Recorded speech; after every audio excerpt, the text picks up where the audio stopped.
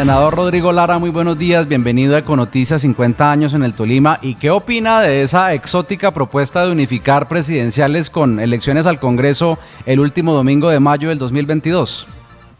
¿Cómo estás? Muy buenos días. Pues, hombre, eso sirve solo para una cosa, para que la mermelada que el gobierno le entrega a los parlamentarios sea definitoria, sirva para apalancar la campaña presidencial.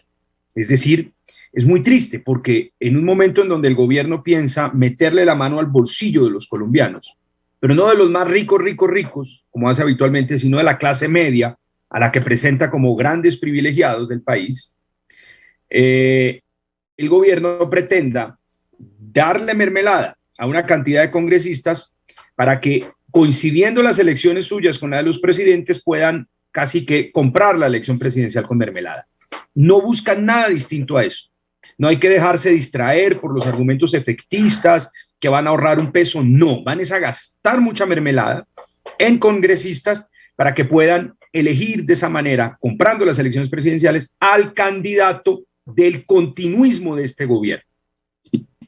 ¿Quién va a ser ese candidato? Pues mire, ellos están básicamente haciendo dos cosas en el gobierno y en el centro democrático. Están anticipando la cuenta de cobro que le va a pasar el país a este gobierno por no haberle ayudado a las microempresas, por no haber empezado a vacunar a tiempo y por haber permitido que Colombia tenga la tasa de desempleo más alta de América Latina. Y la anticipan para este semestre. Sacan la reforma tributaria este semestre para que en el segundo semestre, ya puedan sacar a su candidato. Ellos van a poner a jugar a varios, pero eso solo tiene un nombre y es fácil saberlo en el Centro Democrático, y es el hijo del expresidente Uribe, el doctor Tomás Uribe. Ese va a ser el candidato, y los demás que hoy figuran hacia la centro derecha van a ser candidatos a la vicepresidencia de ese candidato.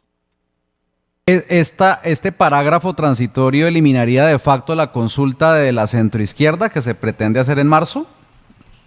La consulta de la centroizquierda verde, sí, claro, queda eliminada, pero la consulta que también creemos que puede tener lugar, que es una consulta más de origen liberal, reformista, tampoco podría tener lugar. Porque yo no creo que el mapa de lo que hoy estamos viendo sea definitivo. Vamos a tener aún, falta mucho tiempo, cambios en este panorama electoral, y yo creo que los colombianos están esperando no una coalición de centro izquierda, sino una coalición de tipo liberal, reformista y socialdemócrata. ¿Cómo se debatirá esta propuesta en el Congreso? Empieza por Cámara, ¿no?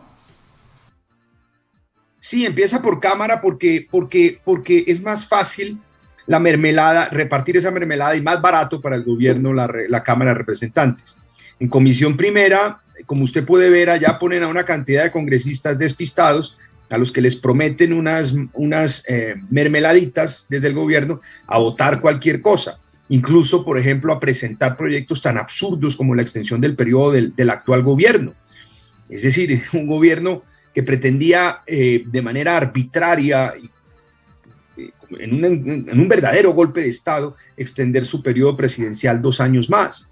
Entonces, allá en Cámara todo les queda más fácil y eso les permite darle un impulso indiscutiblemente allá los esperamos en Senado, en donde daremos un debate muy duro y muy fuerte para defender a las instituciones del país, para evitar que el gobierno le meta la mano a los sectores populares y a la clase media en esta reforma tributaria, porque recordemos, los gobiernos de derecha populista, como hacen dos cosas: hacen populismo con el miedo, que el castrochavismo, que el 2022, que aquí, que allá, para aturdir a la gente y gobernar básicamente para un pequeño grupo de muy privilegiados, que son los grandes ricos de este país. Y gobiernan como más le gusta a los ricos, dándole regalos tributarios, beneficios tributarios a los ricos y subsidios, como pasó con el subsidio de la nómina, el de las empresas. El gobierno llegó a las grandes empresas subsidiando la nómina, y los micronegocios, que es el empleo de la clase media y los sectores populares, no recibieron un peso, no recibieron créditos. Y cuando la gente esperaba que el gobierno empezara a vacunar rápido para evitar nuevos picos, ahí está, se demoraron, van muy lentamente, van muy despacio, y viene un nuevo pico y habrá que establecer restricciones otra vez, lamentablemente, al comercio y al empleo de los colombianos. Sí, senador, ¿qué ambiente hay en el Congreso? Precisamente, usted dice, arranca por Cámara, allí, según usted, pues le dan una mermeladita a los representantes para manejar, pero luego el debate será duro en el Senado. Pero ¿qué ambiente hay en el Congreso? Uno, dos, ¿y cómo ve usted de cara a las elecciones presidenciales la encuesta que reveló ayer la revista Semana, el Centro Nacional de Consultoría, donde se ve a un Gustavo Petro con el 23% y un Sergio Fajardo con el 12%? ¿Y cómo jugará usted estas alianzas de cara al 2022? Hay una certeza en estas elecciones, o digamos que hay dos certezas. Todavía es muy temprano, pero tenemos ya dos certezas. Primero, Gustavo Petro, que es el líder de la izquierda marxista de este país, está en la segunda vuelta. Eso es un hecho. Petro pasó en las pasadas elecciones a la segunda vuelta con casi 5 millones de votos, hoy tiene 6, si no son 6,5. Petro está en segunda vuelta gracias a muchos de los errores cometidos por este gobierno. Y usted sabe lo que significa básicamente la izquierda marxista en el poder. Ellos prometen unas reformas muy grandes, hacen deseable el cambio, pero nunca le dicen al país cómo van a lograr ese cambio. Y lamentablemente, cuando llega la izquierda marxista al poder, los cambios se hacen en detrimento de la democracia liberal, de las garantías ciudadanas y de la economía de mercado. La otra certeza que tenemos en estas elecciones es que Petro necesita a Uribe, es decir, al Centro Democrático, en la segunda vuelta para ganar. Todo su cálculo está construido en el supuesto de que llegue el uribismo, llegue el Centro Democrático, llegue el continuismo, que es este gobierno, a la segunda vuelta. Porque los colombianos no van a votar por el continuismo de este gobierno. Y los colombianos ya no compran el cuento de que, ojo con el 2022, que el castrochavismo y aquí y allá. Porque los colombianos se dieron cuenta que los manipulan con el miedo para poder gobernar para 4 o 5 grandes banqueros de este país. Eso es lo que caracteriza al actual gobierno. Entonces, ¿cuál es la respuesta? La respuesta es un movimiento de origen liberal, reformista, socialdemócrata, que tome las banderas de los grandes cambios sociales, pero en el marco de la democracia liberal. Eso es lo que yo quiero construir. Esa es mi filosofía. Ese es el camino que yo creo que necesita Colombia.